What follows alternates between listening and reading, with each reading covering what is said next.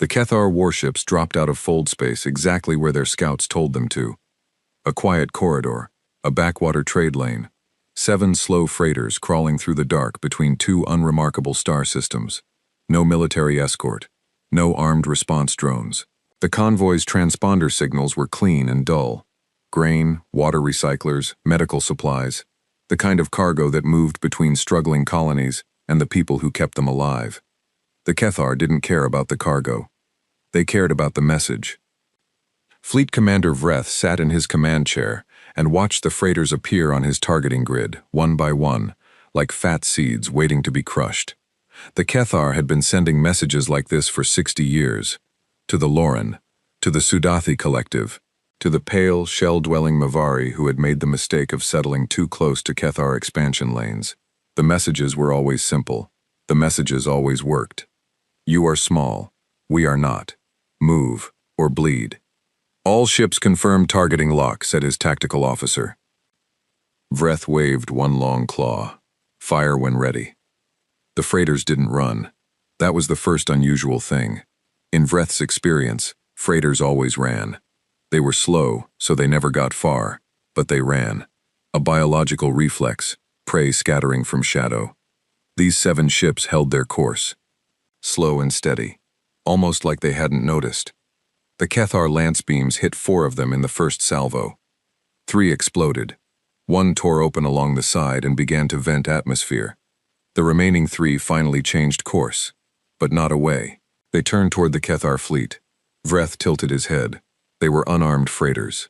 He checked the grid again. No weapon signatures, no shield harmonics. Just 3 dying ships pointed at his battle group like accusing fingers. Destroy them, he said. They did. The message was sent. The Kethar fold jumped home. Vreth logged the engagement as a routine territorial demonstration and went to sleep. He did not know what he had done. He did not know what those 7 ships were carrying. He did not know that the freighters were flagged to a species the galaxy had mostly ignored for the last 200 years. A species the senior races called the latecomer ones, the ones who had shown up to the galactic community late, loud, and utterly baffling. The ones who were always fighting among themselves and yet somehow kept expanding. The ones who smiled too much and cried in public and wrote songs about their dead and had never, not once, signed a standard territorial concession treaty with anyone.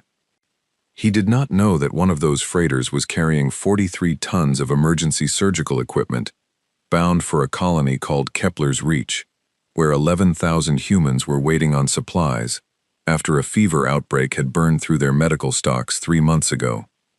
He did not know that the surgeon on the 4th freighter, the one that tore open and vented atmosphere before it finished exploding, had spent 18 years building a children's hospital on a moon that most of the galaxy didn't have a name for.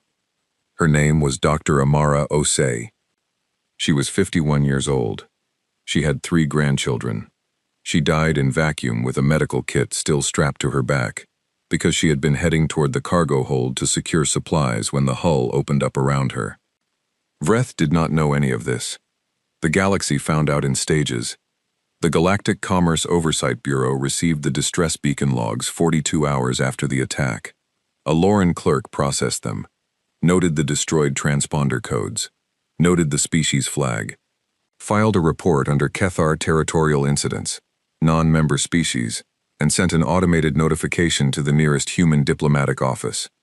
The notification sat in an inbox for 6 hours. Then a junior human diplomat named Tadashi Mori opened it, read it twice, and went very still at his desk. He was 29. He had been posted to the conclave station for 8 months.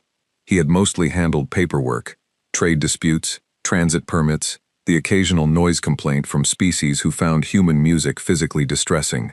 He was not trained for this. There was no training for this. He pulled up the transponder logs and confirmed them against the human civilian registry and sat there for another 3 minutes doing nothing. Then he picked up the communication relay and called Earth. It was the middle of the night in Geneva, where the Unified Earth Foreign Council kept its primary offices. He got a night duty officer first, then a deputy secretary. Then, inside 20 minutes, the secretary herself, Yolanda Ferreira, 63 years old, former admiral, the kind of woman who slept 4 hours and called it luxury. She listened to Tadashi's summary without interrupting. 43 dead confirmed? She asked. 43 confirmed, ma'am. 11 still listed as missing. 2 of the freighter's logs cut off before the final crew count could transmit. Kethar claim? None filed. It appears to have been logged on their end as a routine territorial demonstration. Ferreira was quiet for 4 seconds. Tadashi counted. Get me the Kethar diplomatic channel, she said. Ma'am, it's important to note, the Kethar don't maintain a standard open diplomatic channel with Earth. We've never formalized. Then get me whoever handles their outgoing communications. Get me the Lauren ambassador. Get me the Conclave General Desk. Get me something that goes toward whoever gave the order to fire on civilian medical transports. Tadashi got her something. It took 6 more hours. The Kethar diplomatic office, when Ferreira finally reached an actual Kethar official, a mid-level bureaucrat named Cheth who sounded profoundly unbothered, acknowledged that, yes, a territorial enforcement action had been carried out in the relevant sector. Yes, vessels had been destroyed. They appeared to have been in a designated Kethar expansion corridor. Was Earth a member of the Conclave Treaty Framework? No. Did Earth have a territorial agreement with the Kethar defining transit rights in that corridor? No. Then, Cheth explained patiently, the incident fell under standard expansion enforcement protocol, and Earth was welcome to file a formal grievance through the Conclave Commerce Bureau, which would be reviewed within the standard 18-month window. Ferreira thanked him. She ended the call. She sat in her office for a moment, looking at nothing. Then she called the president. The conversation between Secretary Ferreira and President Okeke lasted 40 minutes. Parts of it were later declassified. Most of it was not. What the public record showed was this. At 0340 Geneva time, President Okeke convened an emergency session of the Unified Earth Security Council.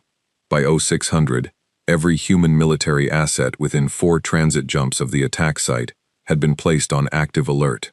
By 0900, the Earth diplomatic mission at Conclave Station had formally requested an emergency session of the full galactic conclave on the grounds of an unprovoked attack against civilian humanitarian vessels. The Conclave's administrative office replied that the next available emergency session slot was in 11 weeks. Earth's ambassador, a Ghanaian career diplomat named Kweku Asante who had spent 20 years navigating galactic politics with patience and careful language, submitted the request, received the reply, and then sent a second message marked urgent, species security matter, to the Conclave presiding chair. The presiding chair was a Lauren elder named Sael, who had held the position for 30 years, and had, in that time, received perhaps a dozen urgent, species security matter requests. All of them had come from older, larger species, with standing fleets, and Conclave membership going back centuries. He opened Asante's message mostly out of curiosity. It was 3 sentences. The Kethar have destroyed 7 Earth civilian vessels carrying humanitarian cargo. 43 citizens are confirmed dead. Earth formally requests an emergency session within 72 hours, or will consider this matter unaddressed by the Conclave. Sael read it 3 times. The 3rd time, something in his ancient, careful brain noted the specific word. Not requests urgent review. Not petitions for arbitration. Not any of the standard diplomatic softening language that the Conclave's member species had refined over 800 years of collective governance. We'll consider this matter unaddressed. He forwarded it to his senior staff and told them to clear the schedule.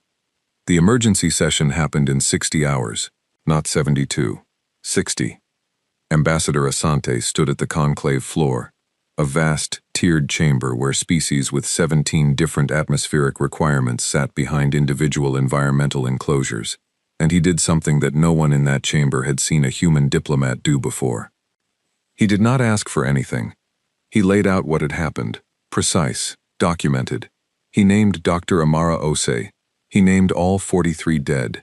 He named the colony at Kepler's Reach, the 11,000 people who were now 3 months further from their medical supplies. He showed the transponder logs, the beacon data, the Kethar bureaucrat's response calling it a routine territorial enforcement action. Then he stopped. The chamber waited for the ask, the petition, the request for arbitration, compensation, territorial agreement. Asante looked up at the presiding chair. Earth is not here to ask the Conclave to handle this, he said. Earth is here to inform the Conclave that we are handling it. We are informing you as a courtesy. The chamber went very quiet. Species who communicated through color shifts went pale. Species who communicated through pressure waves generated a collective low-frequency pulse that the translator systems flagged as communal disquiet. The Cathar representative, a senior official named Wrath who had been sitting in comfortable certainty that this would resolve the way these things always resolved, went absolutely still. Sael leaned forward. Ambassador Asante, clarify your government's intent. Asante picked up his materials from the podium. The Cathar attacked a humanitarian convoy. They killed 43 people. They called it routine. He met the presiding chair's eyes. Earth's intent is for that to have consequences. He walked out. Back on Earth, the news had been running for 31 hours. It did not run the way the government had planned. The government had wanted measured releases, careful framing, time to prepare the public for what was coming. What happened instead was that a crew member on one of the surviving freighters, a 23-year-old cargo handler from Auckland named Hemi Walker, who had been on the ship that took the grazing hit and survived because he'd been in the shielded engine compartment, had uploaded his suit camera footage to the public net before anyone told him not to. 4 minutes and 17 seconds of footage. The first 2 minutes were confusing. Darkness, vibration, a lot of shouting, then the hull breach alarm, then Hemi's voice saying something that the automatic translation systems flagged as non-standard exclamation, probable emotional distress. Then 47 seconds of exterior camera feed that Hemi had somehow patched to his suit display. The freighters burning, the Cathar warships, enormous and angular against the dark. The medical supply containers, bright orange, internationally standardized, marked with the universal symbol for humanitarian cargo, tumbling through space as the ship's hold tore open around them. And in the last 10 seconds, before the exterior feed cut out, a single suited figure in the debris field, spinning, one arm still moving, then not. Nobody knew for certain it was Dr. Osei. The suit was the same model. The size was right. The medical kit on the back was right. Maybe it wasn't her. Nobody believed that. The footage hit 1 billion views in 6 hours. By the end of the day, there was not a single human news network, social feed, or public screen that wasn't running it. Earth's population was 9 billion people, spread across one homeworld, 4 colonies, and 11 independent stations. They were loud, they were complicated, they disagreed about nearly everything. They did not disagree about this. Protests outside the Cathar diplomatic office on Conclave Station, a building that had existed peacefully for decades, were calm, no violence. Humans stood in a line around the building and held up photographs of Dr. Osei. They did not shout. They did not throw things. They stood there for 16 hours, while other species watched and tried to parse what the behavior meant. The Cathar staff inside the building reported it as uninterpretable low-threat activity. The Cathar were bad at reading humans. Most species were. It was, in hindsight, the central problem. 3 days after the attack, a Cathar junior diplomat named Preth filed a formal counterstatement with the Conclave Commerce Bureau. It noted that the destroyed vessels had been in an unregistered transit corridor. It expressed that the Cathar recognized the loss of life and offered a standard condolence acknowledgement. It proposed a joint committee to establish official transit protocols going forward. It was a perfectly reasonable document. The Cathar had resolved dozens of incidents this way. It was what you did. You acknowledged. You offered the committee. The other side filed paperwork. Things moved forward. Ambassador Asante received the document, read it, and placed it in a folder labeled, "For the Record." He did not reply. On Earth, 3 things were happening at the same time. The first was that 11,000 people on Kepler's Reach were being resupplied by an emergency convoy. Military escorted this time, 12 warships, more than the convoy needed. Nobody said why there were 12 warships for a supply run. Everyone understood why. The second was that Secretary Ferreira was on a call with the heads of every human military branch, a conversation that lasted 5 hours and covered logistics, targeting, legal frameworks, and one question that kept coming back no matter how many times they answered it. Are we ready for this? The third thing was smaller, quieter. In a clinic on Kepler's Reach, a doctor named Yusuf Mbeki, who had worked with Amara Osei for 11 years and had been waiting for the supplies she was bringing, sat in an empty medical bay and did not cry. He had already cried. He was done with that part. He was writing a list. What they needed, what they had, what they could do without until the next convoy. He was a practical man. He was a problem-solving man. He had spent his adult life in places where you did not have what you needed and you figured it out anyway. He wrote the list. He filed the supply request. He went back to work. He did not think about the Kethar, not yet. But in 6 months, when the first human warships crossed into Kethar territory, and Fleet Commander Vreth finally understood what he had done, when the weight of it settled on him like a planet, Yusuf Mbeki would be asked in an interview what he thought Earth should do. He would look at the camera. "They already know," he would say. "They're already doing it." He would not sound angry.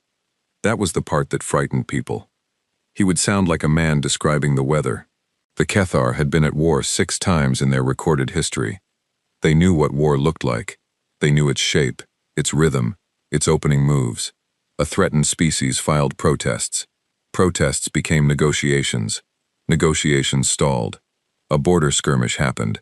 Both sides mobilized. One side blinked. Territory changed hands. The galaxy's senior diplomatic bodies hosted a signing ceremony, and everyone went home.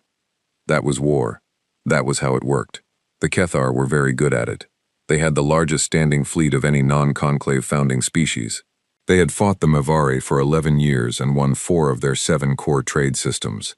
They had pushed the Sudathi back across 2 entire sectors with barely a single major engagement, mostly through positioning, through presence, through letting the enemy understand the shape of what was coming and choose to step aside. The Kethar were patient. The Kethar were methodical. The Kethar understood power. They did not understand humans. This was a gap that would cost them enormously. Admiral Priya Chandrasekaran received her orders on a Tuesday. She was 57 years old. She had commanded ships for 31 years, starting as a junior navigation officer on a deep patrol vessel, and working her way up through the kind of career that was built on competence and stubbornness in equal parts. She had fought exactly one war, the Mars Station conflict, 20 years ago, a messy and complicated thing that had lasted 8 months and ended with a treaty that no one on either side entirely liked. She had not expected to fight another one. She read the orders. She read them again. She put them down and looked out the viewport of her office on the EFS. Unbroken, which was sitting in dry dock at Luna Station getting a new reactor housing installed. Around her, through the viewport, she could see 3 other warships in adjacent bays being serviced, with a speed that meant someone had told the maintenance crews to drop everything else. She called her flag captain. "Get the crew back aboard," she said. "All leave cancelled." "Are we deploying, Admiral?" "We're deploying. Orders state a destination?" "Orders state a target." Silence on the line for a moment. Then, "Understood, ma'am." She went back to the orders. 3 task forces, 41 ships total. Her battle group was the spearhead. The objective was not the destruction of Kethar military assets, which was what you might expect. The objective was specific: a border installation, a logistics hub, 2 military shipyards. The kind of targets that hurt an empire where it would feel it, not in blood, but in capacity, in reach, in the ability to threaten anyone else for a long time. She read the mission parameters. She noted the rules of engagement. She noted the line at the bottom, which someone had put there deliberately, she thought, because it was not standard military language. Civilian populations are not targets. Medical and humanitarian facilities are not targets. If the Kethar request humanitarian ceasefire terms, acknowledge receipt and relay to command. Do not agree to anything. Do not stop. She folded the orders. She understood. The Conclave's response to Earth's declaration of intent was not what anyone on Earth had expected, partly because Earth's diplomatic office had been careful not to officially call it a declaration of war.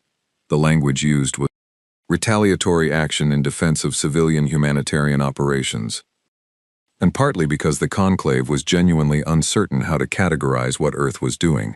The Conclave had a war protocol. It had mediation frameworks, ceasefire structures, territorial arbitration bodies. All of these assumed that the parties involved wanted the process to work. Both sides had to want de-escalation, or at least be willing to perform wanting it, for the machinery to function. Earth was not performing anything. This confused the conclave deeply. Presiding Chair Sale requested a second meeting with Ambassador Asante 9 days after the first one. It was a private session, just the two of them, plus translators and a junior aide each. Sale had been a diplomat for 40 years. He had navigated species who communicated through scent, and species who communicated through mathematical proofs, and species who had 6 different grammatical modes for different levels of sincerity. He was not easily wrong-footed. Asante wrong-footed him inside 3 minutes. "I want to understand," Sale said, "what outcome Earth is seeking." "Accountability," Asante said. "Define accountability in this context." The Kethar attacked a civilian medical convoy. People died. Accountability means the Kethar experience consequences serious enough that doing it again is unthinkable. Sale arranged his fingers in the Lauren gesture for careful consideration. The Kethar have offered a joint protocol committee, which would produce a document in 18 months that they would follow until it became inconvenient. That is the framework through which the conclave manages interspecies disputes. The framework didn't stop them from killing 43 people, Asante said. Earth is not interested in a framework that responds to dead civilians with committee meetings. Sale looked at him for a long moment. "Ambassador, you understand that what you are describing will result in a significant military engagement, casualties, destruction, potentially years of conflict." "Yes. And Earth prefers this to the arbitration process?" Asante met his eyes. The Kethar called killing 43 civilians routine. They filed it as a territorial demonstration. They offered us paperwork. He paused. Earth wants them to understand that some things are not routine, that there is a cost for some decisions that no committee can make disappear. That is not a position we're willing to arbitrate. Sale was quiet for a very long time. Then he said something that his aides would later describe as uncharacteristic, something that did not sound like a presiding chair, something that sounded, they said, almost like a private thought that had escaped by accident. "We have been managing the Kethar for 2 centuries, he said, keeping them bounded, keeping them from pushing too far. We have 19 active protocol agreements with them." He looked at the table. "None of them have worked." He said nothing else.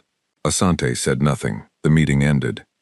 The Kethar home fleet received intelligence about human military movements on the 16th day after the convoy attack. Fleet Commander Vreth was called back from his administrative rotation to attend a war council. He sat in a room with 8 other senior commanders and watched the intelligence summaries and felt something he had not felt in his long career. Not fear, exactly.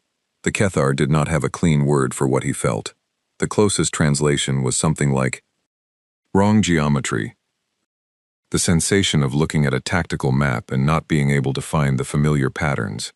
Everything he knew about how an enemy prepared for conflict was there.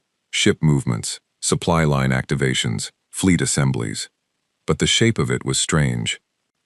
"They're not forming a defensive perimeter," said Commander Sarath, the youngest officer in the room, frowning at her display. "They're not protecting their colonies." "They're protecting their supply lines," said another. "No. Look at the vector." Sarath traced it with her claw. "They're moving toward us." Silence. "They're a small military power," said Vreth. Their fleet count is what was publicly registered 2 years ago," Sarath said carefully. "These movement patterns suggest they've been building." More silence. Longer this time. "How long?" Vreth asked. Sarath looked at her numbers.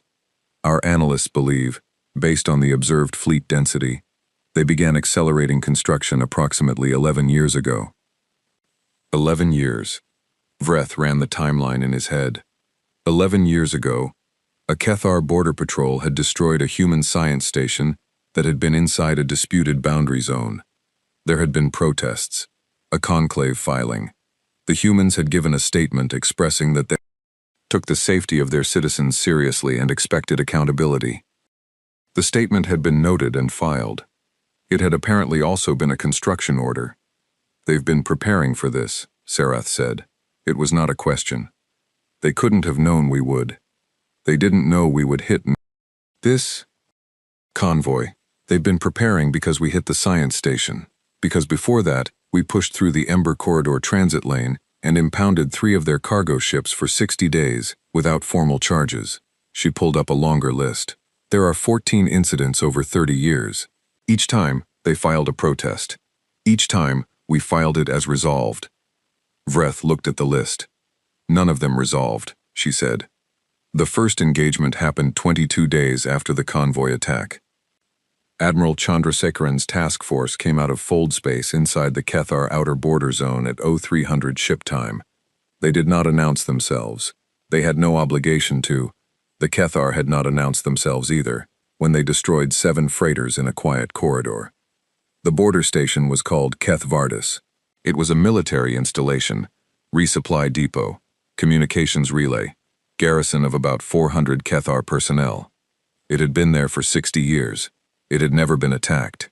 It had never needed to be defended, because nothing in this part of the galaxy had ever been willing to attack it. Unbroken. And her battle group arrived and opened fire before the garrison finished processing the sensor alerts. The fight lasted 11 minutes. Keth Vardis was not destroyed. Chandrasekharan's orders were precise, and her crews followed them with the focus of people who understood why precision mattered here. The communications relay came down first, the fuel depot next, the military hangar, the defensive emplacements, the things that made the station a threat. The barracks were left standing, the medical block, the civilian administrative section. When the shooting stopped, Chandrasekharan opened a channel. Keth Vardis Garrison. This is Admiral Priya Chandrasekharan of the Earth Federal ship. Unbroken. Your military infrastructure is destroyed. Your personnel are not targeted. Medical and supply assistance is not offered because it was not asked for, but it is also not denied. If you call for it, we will allow humanitarian traffic through. We are leaving now. We will be back. She closed the channel. Jump, she told her navigation officer. They jumped. The Conclave received the battle report 6 hours later through standard intelligence channels. Sael read it in his office, alone, at a time of night when his staff had gone home. He read the specifics carefully.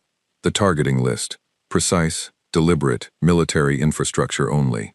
The broadcast Chandrasekharan had sent to the garrison. The medical block, left standing. Then he pulled up the Kethar record of what they had done to the human convoy. He looked at both documents side by side for a long time. The Kethar had destroyed everything. The civilians, the humanitarian supplies, the medical equipment, all of it, because it was in a corridor they had decided was theirs, and because the humans had not had the paperwork to prove otherwise. Earth had destroyed exactly what it meant to destroy, sent the Kethar garrison to their barracks alive, and promised to come back. He filed an urgent request for a conclave emergency session, his second in 3 weeks. The administrative office confirmed the slot.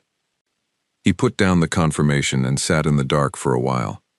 In 60 years as a diplomat, he had built his career on a belief that the machinery of the conclave, slow, sometimes maddening, occasionally laughable, was better than the alternative. The machinery ground everything down, smoothed edges, converted conflicts into paperwork. It wasn't elegant, but it kept the galaxy's larger species from simply eating the smaller ones. He thought about Ambassador Asante's words. None of them worked. He thought about the list Sarath had assembled in the Kethar War Council, though he didn't know about that meeting yet. He thought about 14 incidents in 30 years, and 14 filings that were marked resolved and were not. He thought about the fact that the first time a species had fired back at the Kethar in 60 years, they had done it by leaving the barracks standing. A message, delivered in the same language as Keth Vardis's ruins. We could have killed them, we chose not to. This time, Sael was not a military man. He did not think in military terms. But he knew communications. He knew how things were said, and what was being said between the lines, and what the listener was supposed to understand. He understood what Earth was saying. He thought the Kethar understood it too. He thought they had understood it, for the first time, about 23 days too late. On Kepler's reach, the emergency medical supplies arrived. The convoy that brought them was 12 warships and 4 freighters. The warships stayed in orbit for 72 hours, long enough to make sure everything was offloaded and the colony was secure. Then they left. Dr. Yusuf Mbeki received the supplies personally on the landing pad. He directed his staff through the offloading. He checked every manifest. He cataloged surgical equipment, medication stocks, diagnostic hardware. He was efficient.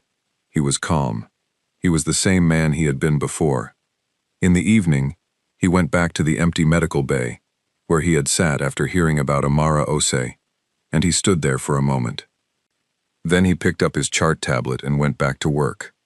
Outside, in the dark above Kepler's reach, the stars were ordinary, just light and distance, and the enormous emptiness between things. It had always been big out there. The humans had known that since the first time they looked up. They had decided a long time ago that the size of it was not a reason to be afraid. The Kethar were learning what that meant. The lesson had barely started. The Kethar War Council met for 6 consecutive days after the fall of Keth Vardis. By the end of those 6 days, 3 things had happened. A formal protest had been filed with the conclave, which everyone in the room knew was a gesture and nothing more. A defensive repositioning order had been issued to the outer border fleet, pulling patrols back to more defensible clusters, and Fleet Commander Vreth had requested permission to conduct a retaliatory strike against human territory. The request was denied. This surprised Vreth. He was not used to being told no. He had commanded the border fleet for 9 years.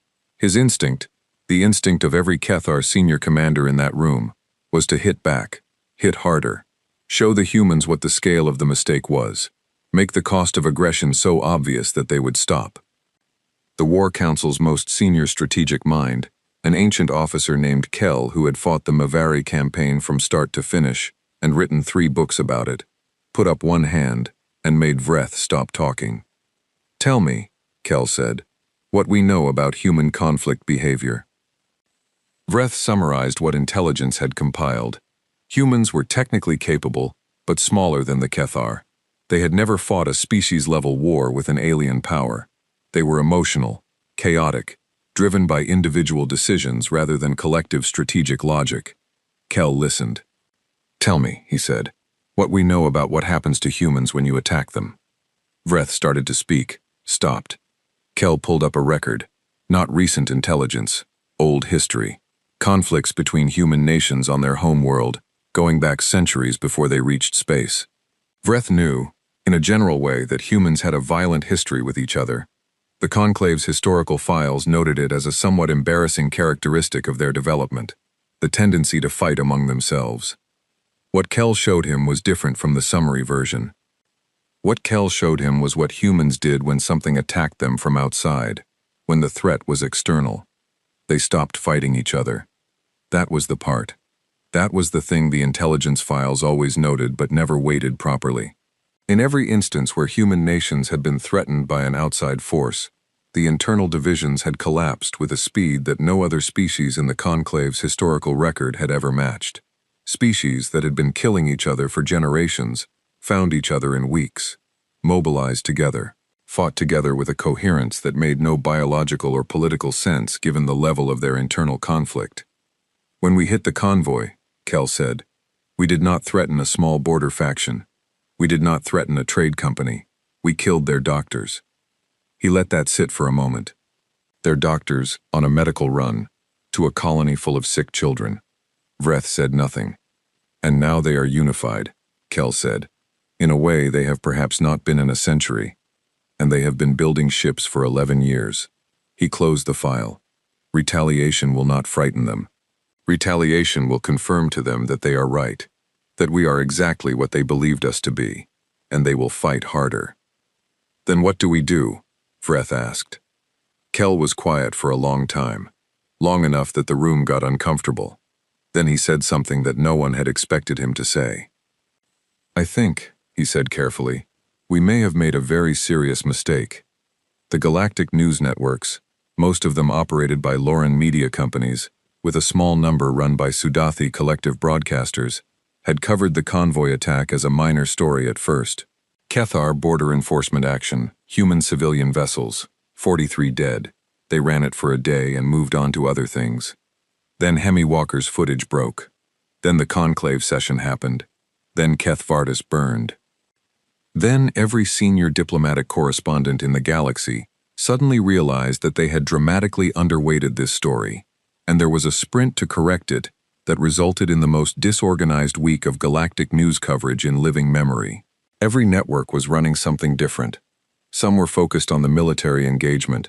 Some were trying to explain humans to audiences who had barely thought about humans before. Some were running retrospectives on the Convoy attack that were now getting enormous viewership.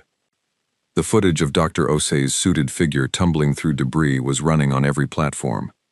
A Lauren journalist named Vare, who had been posted to Conclave Station for 12 years and who had interviewed Ambassador Asante twice before, got access to him again 2 days after the Keth Vardis engagement.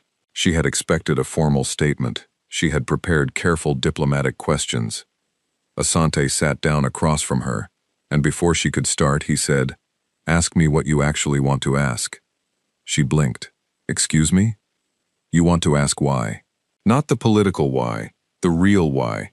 Why a species that had no prior conflict with the Kethar, that had never fought an alien power, is now running military strikes on border installations." He settled back. "Ask me." Vare looked at her prepared questions. "Put them aside." "Why?" she said. "Because they killed a doctor," he said, and called it routine. "But the scale of the response is not about the scale of the attack," Asante said. "It's about the word routine. It's about the fact that they looked at 7 unarmed ships carrying medicine and surgical equipment and doctors, and the thing they noticed was that the ships were in their corridor. That was all they noticed. The people inside were background, irrelevant." He paused. "You can negotiate with an enemy who sees you. You can make peace with someone who hated you but knew you were there. You cannot share a galaxy with someone who looks at your doctors and sees logistics problems." Vare was quiet. She was good at her job. She let the silence ask the question. "The Kethar have done this before," Asante said. "Not to humans, to others. And the others filed protests, and the Conclave opened committees, and the Kethar got the territory, and the filing got marked resolved, and everyone moved on." He looked at her steadily. "Earth does not intend to allow the filing to be marked resolved." "At what cost?" she asked. "We're finding out," he said. Admiral Chandrasekharan's second strike came 11 days after the first. This one was larger, 2 full battle groups, 23 ships. The target was the Kethar military shipyard at Vortessen, one of 3 major construction facilities the Kethar maintained in the outer sectors. It built destroyers and patrol craft, the kind of ships that had been patrolling the corridor where the convoy was killed. The operation was also the first one that ran into real resistance. The Kethar had repositioned forces after Keth Vardis. They had a defense screen around Vortessen, 6 warships and a missile platform. Not enough, it turned out, because Chandrasekharan's battle group was not the size of force that should have been threatening a shipyard, by conventional analysis. The Kethar defense planners had built their screen for a conventional threat. Chandrasekharan did not fight conventionally. She split her force. The first group drew the defense screen out. The second group folded to a position 30 seconds inside the screen's response time and hit the shipyard from an angle that the missile platform couldn't cover. The fight was chaotic and brutal and lasted 40 minutes, which was longer than Keth Vardis by a factor of 4. 3 human ships took serious damage. The Meridian lost 29 crew to a direct missile hit on the port side. The shipyard's construction bays were destroyed. The Kethar warships were disabled, not sunk. The crews were left on vessels with life support intact, and an open communications channel to Kethar rescue services. Chandrasekharan's broadcast after Vortessen was different from the first one. "Kethar Command, this is Admiral Chandrasekharan. We have destroyed the military construction capacity at Vortessen. We have sustained casualties doing it. Our people died here today. Yours did not, because we chose that. I want you to understand the difference between us. You chose to kill our doctors. We chose to let your crews go home. Those are not the same choice. Those are not equivalent positions. I want whoever is listening to think about that. We are leaving now." She paused. "We lost 29 people today. They have names. I know their names. The Kethar crew that fired the missile that killed them. I don't want their names. I want them to go home and tell someone what happened here. She closed the channel.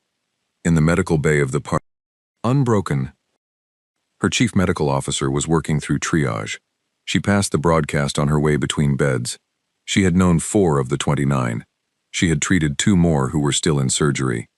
She did not stop working. Nobody stopped working. The Kethar response to Vortessen was a communique to the conclave, and through the conclave, to the Earth Diplomatic Office. It requested negotiations.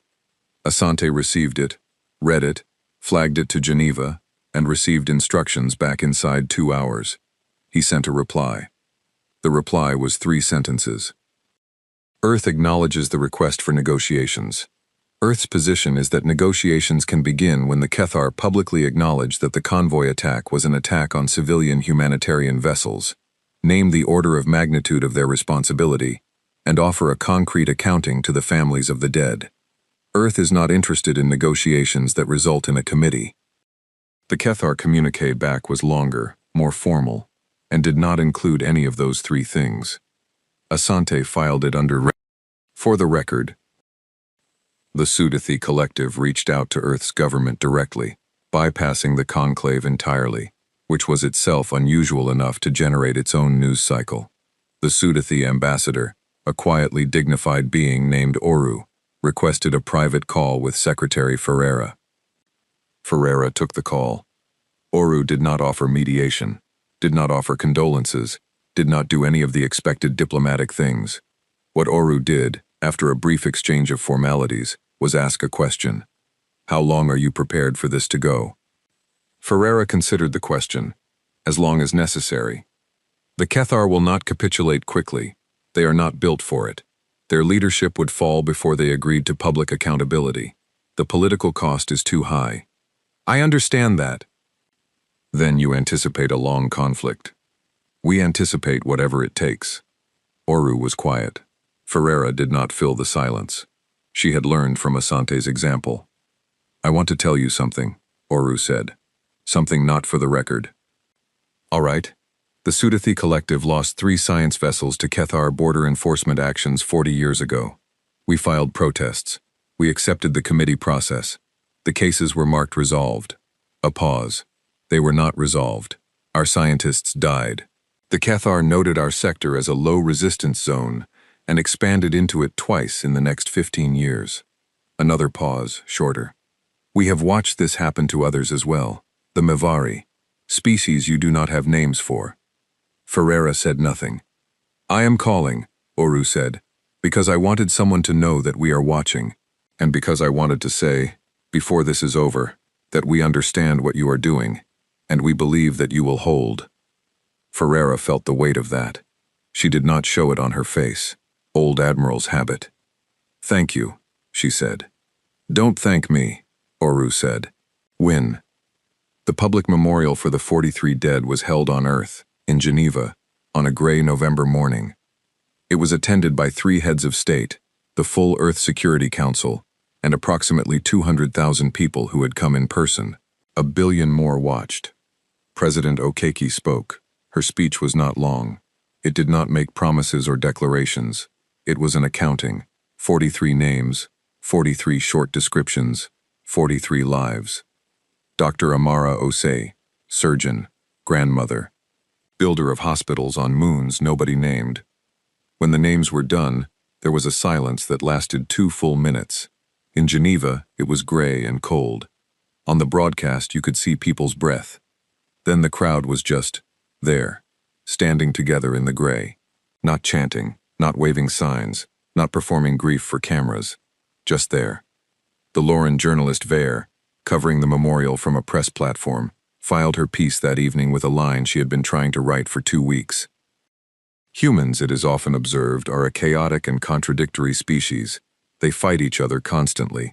They are loud and emotional and unpredictable. After watching them this week, I have a different observation. They are the only species I know who can stand together in silence and make it feel like a threat. Her editor flagged the last sentence as editorializing. She kept it in. She was right. And in the Kethar War Council, Kel looked at the memorial footage, specifically the 2 minutes of silence, specifically the size of the crowd, specifically the stillness of it, and made a note in his personal file that said only, "We do not know what we are fighting." He was right, too. He just didn't know how right. 4 months into the conflict, the Cathar changed tactics. It was not a decision made by Vreth, who had been quietly removed from active command and placed on administrative review. It was not a decision made by the War Council, whose collective thinking had been running in circles since Vortessen. It was made by a civilian politician named Grath, prime arbiter of the Cathar Civic Senate, the body that controlled the purse strings and ultimately signed the mobilization orders. Grath looked at the balance sheet of the first 4 months and understood something that the military had been slow to accept. The Cathar were losing. Not in terms of fleet engagements. The humans hadn't tried to fight pitched fleet battles. They were losing in terms of capacity, in terms of reach. The human strikes were surgical, deliberate, and relentless. Every target was something the Cathar needed to project force. Shipyards, fuel depots, communications relay stations, the network of outer border installations that kept their patrol fleet mobile. Nothing that would trigger a massive conventional response. Everything that made the conventional response harder to mount. It was, Grath recognized with a cold feeling in his chest, an intelligent campaign. A campaign designed by people who had thought about it for a long time. Not years, maybe. But they had thought hard. The targeting choices were not opportunistic. They were sequential. Each strike weakened the infrastructure for the next defensive position. It was like watching someone methodically remove the legs from a table, one at a time. The military wanted to concentrate the remaining fleet and force a decisive battle. Grath looked at that proposal and thought about the human shipbuilding intelligence, which suggested Earth was putting hulls in the water at a rate the Cathar analysts had revised upward 3 times already, each revision more alarming than the last. A decisive battle with a fleet that was smaller than it had been 4 months ago, against an enemy that was larger than it had been 4 months ago, with weaker logistical support. He did not approve the decisive battle. Instead, he called his foreign ministry. The Cathar's second attempt at negotiations came through a neutral intermediary, a Lauren trade house that had dealings with both species and was willing to carry messages. The message was more specific this time. The Cathar were willing to offer a formal acknowledgement that the convoy attack had resulted in civilian deaths. They were willing to establish a compensation fund. They were willing to accept new transit protocols in the disputed corridor. They were not willing to characterize the attack as a deliberate act against civilians, which was a legal distinction that mattered enormously in Cathar domestic law. It was the difference between an enforcement error and a war crime, and no Cathar administration had ever formally accepted the latter. Asante received the proposal and sent it to Geneva with his assessment. Geneva's response came back in 4 hours. They are offering to admit to a mistake. Earth's position is that a mistake is something you do once and stop doing. The Cathar have done this 14 times in 30 years. We are not interested in characterizing it as a mistake. Asante sent the reply, added, in his own formal language, that Earth remained open to genuine negotiations, but that the current offer did not meet the threshold for genuine. The Lauren Trade House relayed this to the Cathar Foreign Ministry. Grath read it. Read it again. He was not a military man. He was a politician, which meant he was, in some ways, a more dangerous thing. A person who understood that the conflict no longer lived entirely in fleet engagements and border installations. It lived in the narrative, in who the galaxy thought was right. He pulled the latest conclave diplomatic intelligence and looked at who was talking to whom. The Sudathi collective had not formally aligned with Earth, but they had been quiet in the conclave, conspicuously quiet in debates where, previously, they had been reliable supporters of Cathar territorial positions. The Mavari had filed a formal review request against 3 of the Cathar's historical border agreements, citing the current conflict as evidence of a pattern. Small species that the Cathar had never bothered to categorize as relevant were filing statements, signing onto joint communiques, clustering together in ways that Grath recognized. They were watching to see if the humans would hold, and if the humans held, they were going to decide that the Cathar were not as inevitable as advertised. He called the foreign ministry back and told them to revise the offer. Admiral Chandrasekaran was 40 days into a continuous deployment when she got word that a formal delegation from the Kethar Foreign Ministry had requested a meeting at Conclave Station. She was in the middle of planning Strike 6. She kept planning it. The meeting was not her job. She was not a diplomat. She was the part of the response that made the diplomacy mean something, the weight behind the words, the reason the Kethar were willing to sit in a room and say things they had refused to say 2 months ago. She understood her role precisely. She did not sentimentalize it, and she did not resent it. But she sat in her ready room that night and thought about 29 names. She had written to all 29 families within 48 hours of Vortessen. It was not required. It was not standard. She had done it because she thought it was right, and because she thought that if she was going to send people into a fight, the minimum she owed them was her own words to the people who loved them. She had received replies from 19 of the 29 families. Some were grief, plain and direct. Some were complicated. Anger at the situation, not at her, but she felt it anyway. A few were something else. A woman in Nairobi whose son had been a damage control tech had written 2 paragraphs that Chandrasekaran had read 6 times. The last line was, "He believed in what you are doing. He talked about it. The week before, he said somebody finally had to. So please don't stop." She read it again now in the quiet of her ready room. Then she went back to Strike 6. The meeting at Conclave Station lasted 3 days. The Kethar delegation was led by a career diplomat named Asha, not a military figure, deliberately chosen. She was careful, formal, and clearly operating under instructions that left her very little flexibility. Ambassador Asante sat across from her with his junior staff and his translator, and did not help her very much. The first day was mostly Asha testing the edges of Earth's position. Where was the flexibility? What could be moved? She had been briefed that human diplomatic positions often had symbolic rigidity over practical concerns, that they would insist on language while accepting substance. She probed for that. She did not find it. Every time she offered a softened version of accountability, an acknowledgement, a regret, an expression of, "It should not have happened this way." Asante brought it back to the same ground. The Kethar attacked civilian humanitarian vessels. They did it as a matter of policy in a territorial corridor. They documented it as routine. Earth's position is that that policy killed 43 people and will be held accountable as a policy, not as an individual error. On the second day, Asha asked, with careful diplomacy, what the practical shape of that accountability looked like in Earth's view. Asante had it written down. He slid it across the table. She read it. Her expression did not change. She was too good for that, but she went very still in a way that Asante had learned to read, in his years of doing this work, as a kind of shock. The document was not long. It had 5 points. A formal declaration by the Kethar Civic Senate acknowledging the convoy attack as an attack on civilian humanitarian vessels. Not an error, not an enforcement action. An attack. A public accounting of all prior Kethar border enforcement actions that had resulted in civilian deaths, going back 30 years, filed with the Conclave's permanent record. Individual compensation for the families of all 43 dead, at a level calculated by Earth's methodology, not the Kethar's. A treaty establishing a permanent demilitarized zone around humanitarian transit corridors, with Conclave monitoring and automatic sanctions for violations. And the 5th point, the one that made Asha go still. The officer who had given the order to fire on the convoy was to be identified by name in the Kethar's formal declaration. Not tried, Asante understood the limits of what was achievable, but named, on the record, permanently. Asha looked up from the document. "This is not achievable," she said. "The 5th point, specifically." "The 5th point is not optional," Asante said. "The political cost within Kethar governance." "Is a Kethar problem," Asante said. "Dr. Amara Osei is on the record. Her name is permanent.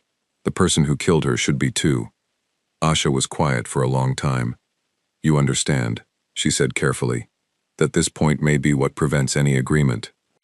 "I understand," Asante said. "That is Prime Arbiter Grath's decision to make, not mine." She folded the document and put it in her case. While the talks ran, Strike 6 happened. Chandrasekharan's target was a Kethar communications hub, a deep space relay station that coordinated border fleet movements across the outer sectors. Without it, the Kethar fleet's response time to any incursion doubled, maybe tripled. It had been heavily reinforced since Kethvardis. They were ready for her. She was ready for them being ready. The engagement lasted 2 hours. 3 ships damaged, 61 wounded, 11 dead. The station came down. She broadcast after every strike now, every single one. Short, specific, always the same architecture. What was destroyed, what was spared, what the choice between them meant. This one was different. Kethar Command. The relay at Station Oreth is destroyed. Your outer fleet is now operating without real-time coordination. We did this while your diplomats sat across a table from ours in the conclave station. We did not stop. We will not stop until the table produces an outcome. We are fighting and talking at the same time, because you taught us that the fighting is the only reason the talking happens. We are learning from you. She paused. 11 of our people died today. I will write 11 letters tonight. I have written 81 letters in 4 months. I keep count. She closed the channel. Asha received word of Station Oreth's destruction on the morning of the 3rd day of talks. She came to the table, sat down, and told Asante what she had received authorization to offer. 4 of the 5 points: full agreement, the public accounting, the compensation, the humanitarian transit treaty, the formal declaration, not the 5th. Asante listened. He was quiet for a moment. "Give me the room," he said to his staff. They filed out. Asha dismissed her staff as well. Just the 2 of them and the translators. "I want to tell you something about the 5th point," Asante said. "Not on the record. Not as a negotiating position. Something true." Asha waited. "The officer who gave the order, his name is already in our intelligence files. It will be in our history books. Earth knows who he is." He looked at her steadily. "The 5th point is not about punishment. It's about acknowledgement. It is about the Kethar Civic Senate, in a formal document, saying the name of the person who decided that killing civilian doctors was a routine territorial action. It is about your government looking at what it built, the culture, the policy, the permission structure that made that decision normal, and saying, publicly, we built this, and this is what it made." Asha said nothing. "That is what Earth is asking for," Asante said. "Not vengeance, acknowledgement, because without it, in 20 years, there is another Priya Chandrasekharan writing 81 letters, and another convoy of doctors burning in somebody's border corridor." He stopped. Asha looked at the table. She was quiet for a very long time. Then she opened her communications relay and asked to be connected to Prime Arbiter Grath. The conversation lasted 30 minutes. Asante waited in the room. He did not listen. The translation was not running on his side. He watched Asha's face. She was controlled, but he was good at this. He thought she was persuading, not reporting. He thought she was making an argument to Grath that was her own. She closed the connection and looked at Asante. "I have authorization," she said, "to include the 5th point in a modified form. The name will be in the formal declaration. It will not be highlighted as the singular responsible party. The declaration will make clear that policy, not only one officer, was at fault." Asante considered this. "That is acceptable," he said. "You'll want your staff back in to confirm the language," she said. "Yes," he said. He started to stand, then paused. "Why did you argue for it?" Asha looked at him for a moment with an expression that his translator did not have a precise reading for. The closest the system offered was recognition of something one did not expect to feel. "Because you were right," she said, "and I have been doing this work for 30 years, and I know when someone is right." The formal agreement was initialed at Conclave Station 67 hours later. The final signing ceremony was scheduled for 14 days out, to allow both governments to complete the domestic political process. The Kethar Declaration, when it was finalized, ran to 4 pages. 3 pages of formal language, acknowledgement clauses, treaty provisions, historical accounting. The 4th page was a list. It began with the attack on the convoy. Date, location, vessel designations, cargo designations, personnel count, and at the bottom, in standard Kethar formal script. Acting Border Fleet Commander Vreth, Classification VOR 7. Order issued under Standard Territorial Enforcement Protocol. His name, on the record, permanent. Asante read the final draft in his office at Conclave Station, alone, at the end of a very long day. He read it carefully, all 4 pages. Then he closed the document and sent a one-line message to Geneva. Bring the families to the signing.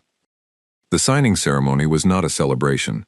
Asante had been clear about that in the planning sessions. Some of the junior diplomatic staff had expected a state event, formal dress, speeches, the kind of imagery that gets broadcast and becomes symbolic. Asante had said no to all of it. No staging, no performance. A room, a table, the documents, the parties, and the families. 43 families had been invited. 31 of them came to Conclave Station, traveling at Earth's expense from 9 different planets, 4 colonies, and 2 stations. They were seated in the chamber, off to the side, not behind glass, not separated, just there in the room where the thing was being signed. Prime Arbiter Grath had sent a representative. He had not come himself. That was his choice, and Asante had not pushed for it. Ambassador Asha led the Kethar delegation. She arrived in formal dress, and when she walked into the chamber and saw the families seated there, just ordinary people, some old, some young, some in grief clothes and some in whatever they'd found to wear for an interstellar trip, she stopped for a fraction of a second. She had known they would be there. Asante had told her. She had agreed to it. Knowing it and standing in the room with it were different things. She continued to the table. The ceremony was quiet. The documents were read into the formal record by a conclave secretary. Asha signed for the Kethar. Asante signed for Earth. The conclave presiding chair Sael signed as witness. 3 signatures, 4 pages. The whole thing took 20 minutes. When it was done, there was no applause. Asante had asked that there be none, and nobody had disagreed with him, maybe because the room felt like a space where applause would have been wrong in a way nobody could have fully articulated, but everyone understood. A woman in the family section, a daughter, mid-30s, who had come from the outer colony of Vesta Minor, was crying without any sound. The man next to her had his hand on her shoulder.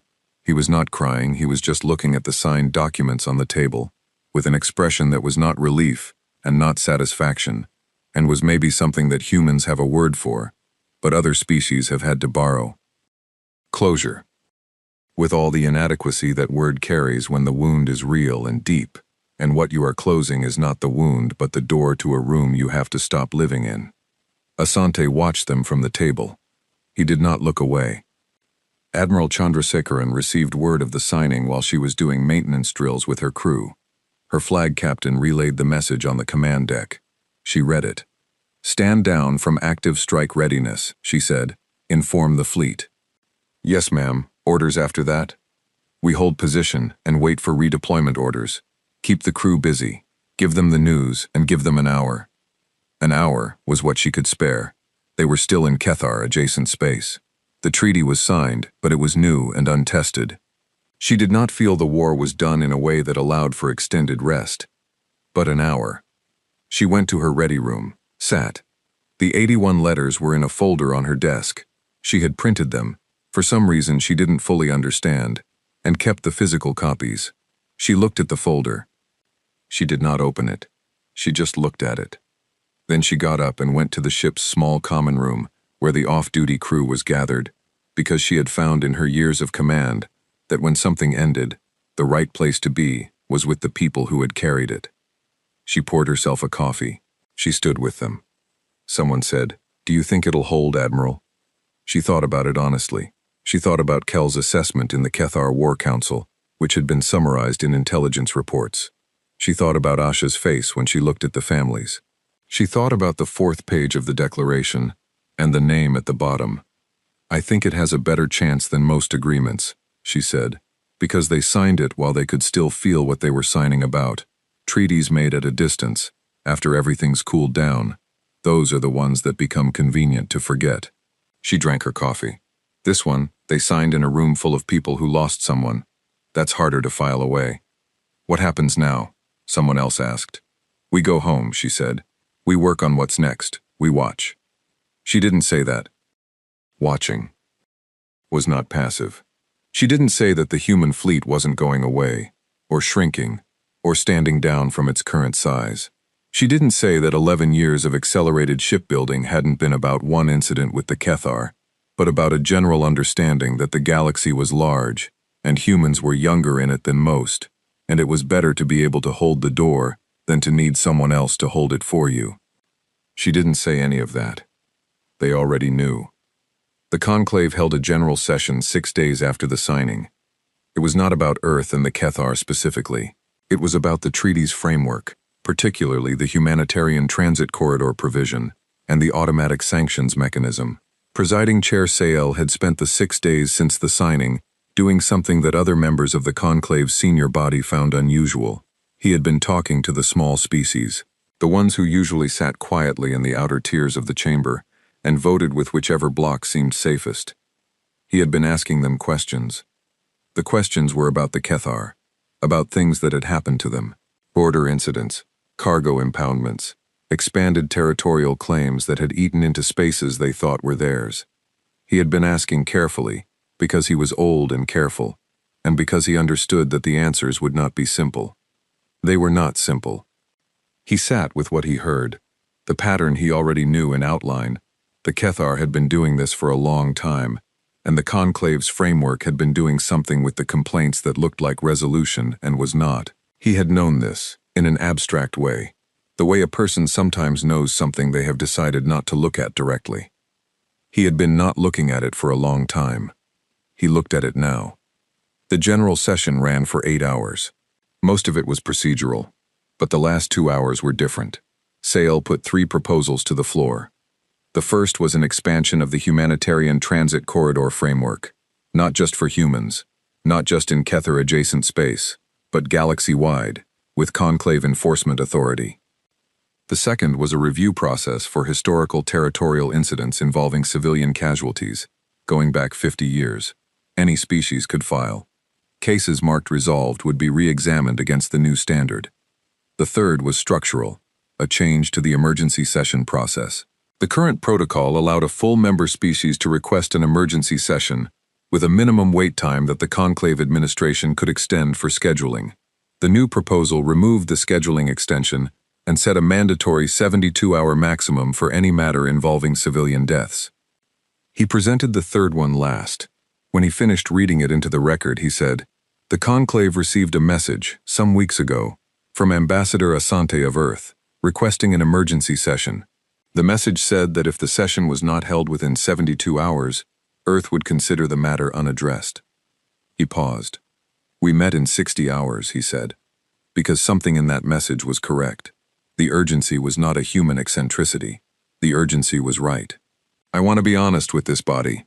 We have been slow, in ways that were convenient for us and costly for others. I am not comfortable making that assessment. I am also no longer comfortable not making it." The chamber was quiet. The first vote passed with a large majority. The second passed narrowly, with several member species abstaining, which was a form of yes that didn't require them to officially say yes. The third passed. Sael noted the margins. He noted which species had voted which way. He filed it in his memory next to the list of things he had decided not to look at directly and was now looking at. He thought there was a lot of work still to do. He thought, at 73 years old, that this was not the ending of something, but the beginning of something harder. He thought he did not entirely mind. Vare published her piece the week after the signing. She had been working on it since the day she watched Asante walk out of the first conclave session. It was the longest piece she had written in her career, 12,000 words, in the long-form division of the conclave's main Lauren-operated news network. Her editors cut it to 9,000. She fought for 10. They settled on 9.5. The headline, which she wrote herself and which her editors did not touch, was, "What the Latecomer Ones Said to the Galaxy." She wrote about the Convoy attack. She wrote about Dr. Osei. She wrote about Hemi Walker's footage and the 2 minutes of silence in Geneva, and Chandrasekharan's broadcast after Vortessen, where she said she kept count of the letters. She wrote about Asante across the table from Asha and the fifth point and what it meant. She wrote about the small species watching, about the Sudathi ambassador calling Ferreira and saying, "Win." About the Mivari Treaty Challenge, about the species who had sat quietly for decades because the framework that was supposed to protect them had taught them that sitting quietly was the only safe option. She wrote about what changed. The piece ended with something she had written and rewritten 7 times before she got it to sit right. For 200 years, the species the conclave called the latecomer ones were treated as a curiosity, loud and young and impractical, too emotional for serious diplomacy, too fractured for genuine power. They fought each other constantly. They cried in public. They wrote songs about their dead and carried photographs of their grandmothers into the halls of the conclave. The senior species were not wrong about any of that. What they were wrong about was the conclusion they drew from it. They saw the emotion and the chaos and the noise, and they read it as weakness. They read it as something that would make these creatures manageable, predictable. They did not consider what happened to a species that felt things that deeply, when something was done to them that was wrong. They did not consider what it meant to carry photographs of your grandmother and then watch her die in the cold, and have the people who did it call it routine. The galaxy expected diplomacy. Earth sent Chandrasekharan instead. And then, this is the part worth remembering, they sent Asante too, both of them, the admiral, writing her 81 letters, the diplomat in the room with the families. I don't think the Kethar understand yet what that combination means. I'm not sure the conclave does either. I'm not sure I do. But I watched the signing, and I watched a woman crying without any sound in a chamber on Conclave Station while a treaty got sealed that had her mother's name in it, and I thought, the galaxy learned something this year. I hope we are wise enough to remember what it was. On Kepler's Reach, life continued. The fever outbreak was contained by the middle of the month. The medical supplies from the emergency convoy had been enough. Barely, but enough. Dr. Mbeki ran his clinic 7 days a week, which was what he had always done, and which he would continue to do. He had read the news coverage. He had watched the signing ceremony on the broadcast. He had noted all of it. He had not stopped working for any of it. The week after the signing, a journalist came to Kepler's Reach, a young one, human, from Earth, fresh out of school, and a little overwhelmed by the colonies. She wanted to interview Mbeki about Amara Ose, about the convoy, about what he thought of the outcome. He gave her 30 minutes between patients. He talked about Amara, about her work, her hospital, the things she had built on moons that no one named.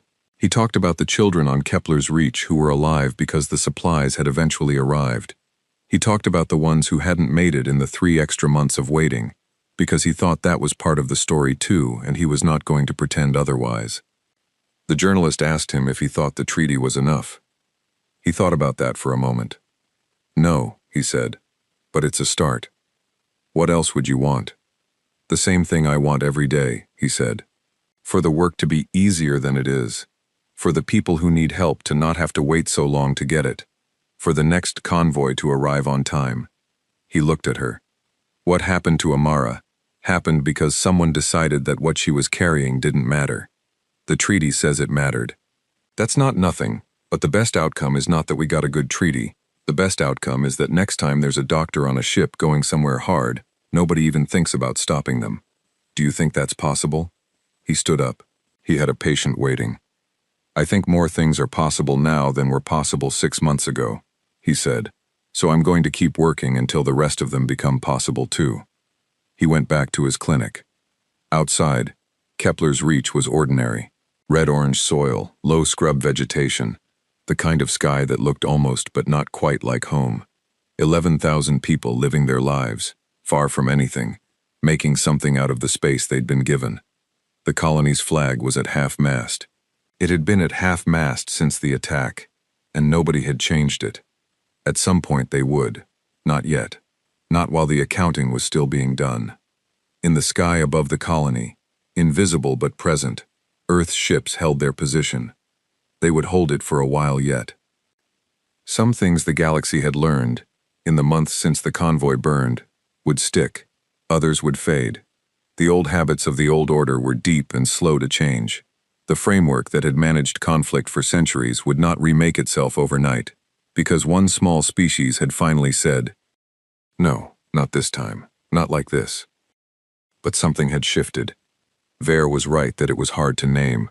The Kethar felt it, without fully understanding it. The small species watching from the outer tiers felt it. Sale felt it in the chamber when the third proposal passed, when species who had been quiet for decades voted yes. It was not a revolution. It was not a sudden reordering of power. It was something smaller, and maybe more durable than that. It was the knowledge that the framework had a limit, that there was a point at which the committee meetings and the 18-month windows and the filings marked resolved could produce a result that some species would refuse to accept. And that those species would not be unreasonable in refusing, would not be wrong, would have done the accounting and carried the photographs and written the letters, and chosen, specifically, deliberately, to not call it resolved. Because some things are not resolved. Some things are only reckoned with. The convoy burned. 43 people died. A doctor tumbled in the cold with a medical kit on her back, bound for children who needed her. And Earth looked at what had been done, and what the galaxy expected in response, and made a different choice. Not cruelty, not conquest, not the easy thing or the convenient thing, the honest thing, which was, in the end, the only thing the galaxy had not been expecting from them. It would not make that mistake again.